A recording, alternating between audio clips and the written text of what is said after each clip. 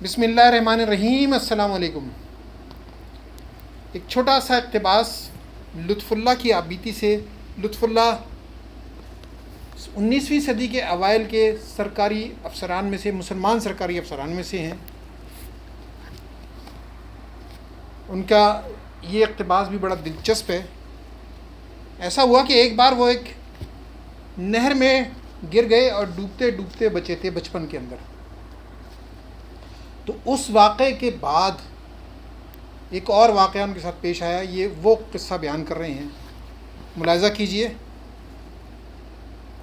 اکثر ایسا ہوتا ہے کہ مصیبت اکیلی نہیں آتی، بلکہ ساتھ میں اوروں کو بھی لاتی ہے۔ اگرچہ میں ڈوبنے سے تو بچ گیا تھا، مگر اس کے 2 مہینے بعد مجھے سخت قسم کی پیچش ہو گئی، جس نے مہینوں کے اندر اندر مجھے گھلا کر رکھ دیا۔ میں محض ہڈیوں کا ڈھانچہ ہو کر رہ گیا۔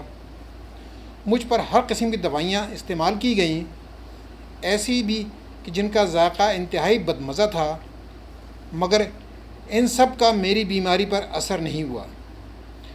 مجھے صرف چاول اور دال کھانے کی اجازت تھی۔ نتیجہ یہ ہوا کہ کچھ دنوں کے بعد کھانے کی پلیٹ دوا سے زیادہ زہر لگنے لگی۔ قصہ مختصر یہ کہ سب کو میری زندگی کی طرف سے مایوسی ہو گئی تھی۔ غریب برہمن اکثر مجھے دیکھنے آتا، وہ میری موجودگی میں مجھے تسلی دیتا تھا، لیکن جیسے ہی وہ میرے پاس سے جاتا وہ میری حالت اظہار پر آنسو بہاتا تھا۔ وہ میری مجبوری، یتیمی اور بیماری پر افسردہ ہوتا تھا۔ وقت گزرتا رہا، یہاں تک کہ محرم آ گیا، جس موقع پر شہر میں 10 دن تک ماتم کیا جاتا تھا۔ مجھ میں اتنی طاقت بھی نہیں رہی تھی کہ خود چل سکتا، لہٰذا میں اپنے ماموں سے درخواست کی کہ وہ مجھے گھر کے باہر دروازے تک لے جائیں۔ یہاں باہر بینچ پر بیٹھ گیا اور گلی میں لوگوں کا مجمع آتے جاتے اور کھیل میں مصروف دیکھتا رہا۔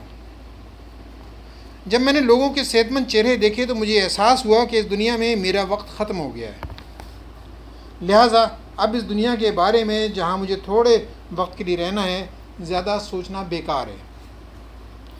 یہ سوچتے سوچتے مجھ پر اداسی کی کیفیت طاری ہو گئی، اور اس کا قطعی اندازہ نہیں ہوا کہ ابھی مجھے زندگی کے بہت سے نشیب و فراز سے گزرنا ہے۔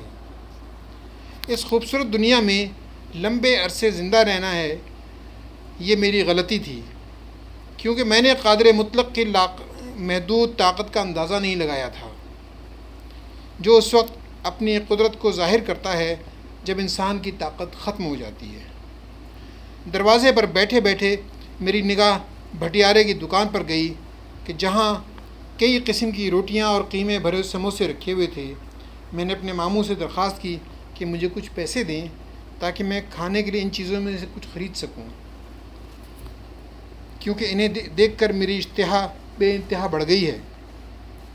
مگر ان حالات میں میرے ماموں کا جواب تھا کہ تمہیں ان میں سے کچھ بھی کھانے کی اجازت نہیں ہے۔ گوشت ان لوگوں کے لیے زہر قاتل ہے جو پیچش کے مریض ہوں۔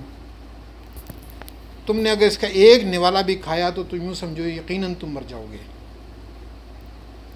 اگرچہ میں ان کی نصیحت سے بیزار ہو چکا تھا، مگر میرے لیے اس کو تسلیم کرنے کے علاوہ اور کوئی چارہ بھی نہیں تھا۔ چنانچہ میں نے ایک منصوبے کے تحت اپنی ماں کے صندوقچے میں سے پیسے چرائے اور ارادہ کیا کہ رات کو ان سے سموسے خریدوں گا۔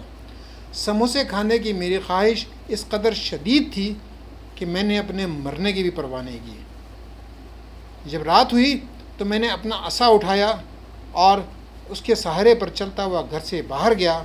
باہر بینچ پر بیٹھ کر میں نے بھٹیارے کو آواز دے کر کچھ سموسے منگوائے، لیکن مسئلہ یہ تھا کہ میں انہیں کسی پر ظاہر کیے بغیر کیسے کھاؤں۔ بہرحال میں نے خاموشی سے اس جگہ پر بیٹھ کر سموسے کھائے اور پھر بستر پر جا کر سو گیا۔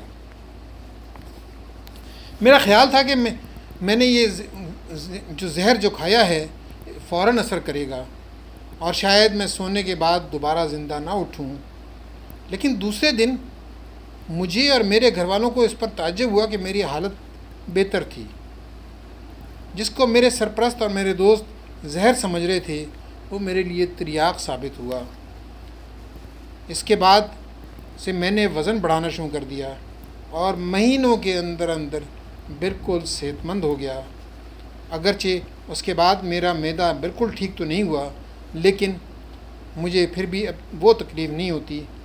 اس کے علاج کے لیے میرے کچھ دوستوں نے کہا کہ حقہ پینا شروع کر دوں۔ نتیجہ یہ ہوا کہ میری تکلیف آہستہ آہستہ کم ہو گئی۔ یہ ضرور ہوا کہ اس طرح سے میں اب حقے کا عادی ہو گیا ہوں۔ یہاں اس باب کو ختم کرتا ہوں، اور یہ میری زندگی کے 8 سالوں کی کہانی ہے۔ شکریہ۔